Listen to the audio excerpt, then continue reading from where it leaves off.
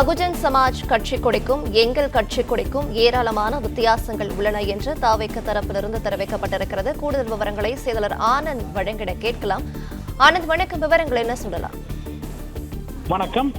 தமிழக வெற்றி கழகத்தின் கொடிக்கும் பகுஜன் சமாஜ் கட்சியின் கொடிக்கும் எந்தவித ஒற்றுமையும் இல்லை எனும் பல தகவல்கள் மறைத்து தாக்கல் செய்யப்பட்டுள்ள மனுவை தள்ளுபடி செய்ய வேண்டும் என கோரி தாவேக சார்பில் சென்னை நீதிமன்றத்தில் பதில் மனு தாக்கல் செய்யப்பட்டிருக்கிறது.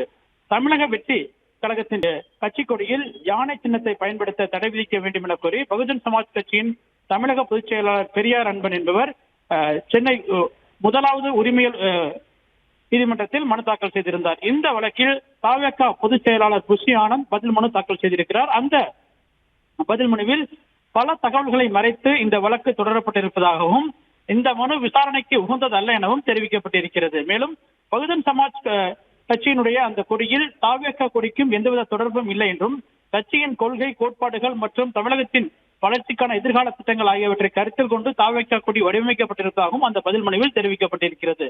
மேலும் தாவேக கொடி ஒரு கட்சி கொடி மட்டுமல்ல என்றும் தமிழகத்தின் கலாச்சாரம், பெருமை, வரலாறு, சமுதாய முதலியவற்றை பிரதிபலிக்கும் வகையில் வடிவமைக்கப்பட்டிருப்பதாகவும் அந்த பதில் மனுவில் தெரிவிக்கப்பட்டிருக்கிறது. மேலும் இதே கோரிக்கையுடன் பகுஜன் சமாஜ் கட்சி தேர்தல் ஆணையத்தை அணுகியதாகவும் அதே கோரிக்கை நிராகரிக்கப்பட்டிருப்பதாகவும் அந்த பதில் மனுவில் தெரிவிக்கப்பட்டிருக்கிறது.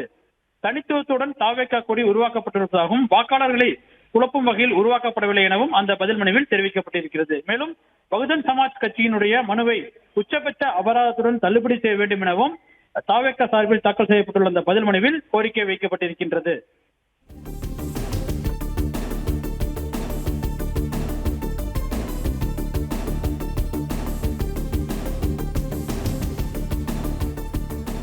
விவரங்களுக்கு நன்றி ஆனந்த்.